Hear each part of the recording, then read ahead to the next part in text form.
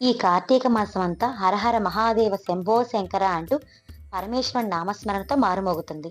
అంతేకాకుండా 365 ఒత్తులతో దీపారాధన చేసి పరమేశ్వరుని కొలిచి భక్తి పారవస్యంలో మునిగిపోతారు.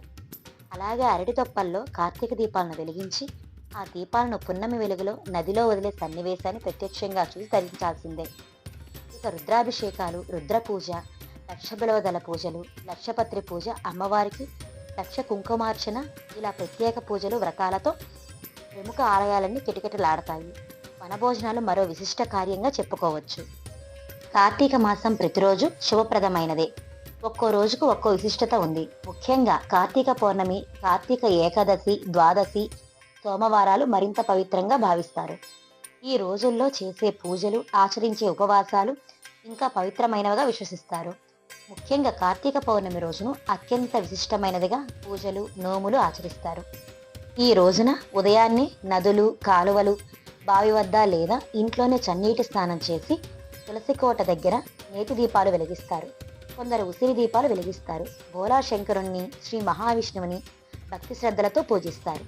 చాలా మంది కార్తీక పురాణం చదువుతారు. ఈ నేపథ్యంలో ఈ ఏడాది కార్తీక పౌర్ణమి తేదీ, తిథి, పూజకు శుభ సమయం వంటి విషయాలు తెలుసుకుందాం. హిందూ పంచాంగం ప్రకారం ఈ ఏడాది కార్తీక పౌర్ణమి తిథి నవంబర్ 4 రాత్రి 10:30 గంటలకు ప్రారంభమవుతుంది. అనంతరం నవంబర్ 5వ తేదీ సాయంత్రముకు ముగుస్తుంది. నవంబర్ 5వ తేదీ ఉదయం నుంచి సాయంత్రం 6:45 గంటల వరకు పౌర్ణమి ఉంటుంది. అంటే ఈ ఏడాది పౌర్ణమి గడియల్లోనే సూర్యోదయం జరుగుతుంది. ఈ నేపథ్యంలో ఉదయ తిథి ప్రకారం నవంబర్ 5వ తేదీన కార్తీక పౌర్ణమి జరుపుకోవాలని పండితులు సూచిస్తున్నారు.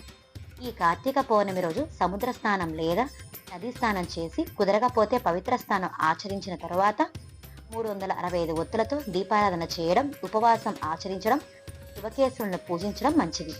అంతేకాకుండా కార్తీక పౌర్ణమి రోజు కార్తీక నోములు నోచుకుంటే లక్ష్మీ కటాక్షం కలుగుతుందని పెద్దలు చెబుతున్నారు.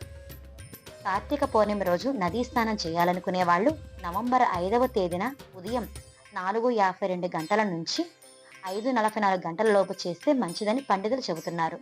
ఇక కార్తీక పౌర్ణమి రోజు పూజ చేయడానికి ఉదయం 7:58 గంటల నుంచి 9 గంటల వరకు అనుకూలంగా ఉందట. అలాగే సాయంత్రం పూట దీపారాధన చేయడానికి సాయంత్రం 5:15 గంటల నుంచి 7:05 గంటల వరకు అనుకూలంగా ఉంటుందని చెబుతున్నారు. గమనిక, ఆయా ప్రాంతాలు, పద్ధతులు, పరిస్థితులను బట్టి స్వల్ప మార్పులు ఉండొచ్చు. ఈ సమయంలో శివుడికి శ్రీ మహావిష్ణువు పూజ చేసి నక్షత్ర దర్శనం చేసుకున్న తర్వాత ఉపవాసం విరమించవచ్చు.